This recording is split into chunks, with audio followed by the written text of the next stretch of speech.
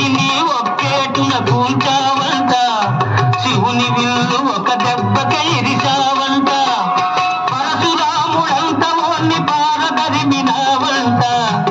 ఆ కథలు చెప్పుతుంటే విని ఒళ్ళు మరిచిపోతుంటా. రామయ్య తండ్రి ఓ రామయ్య తండ్రి, మా నోములన్నీ పండినాయి రామయ్య తండ్రి, మా స్వామి వంటే నువ్వేనే రామయ్య తండ్రి.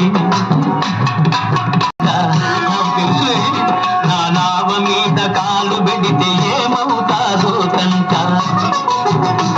నీ కాలు దుమ్ము సోకి రాయి ఆడది అయినాదంట. నా నావ మీద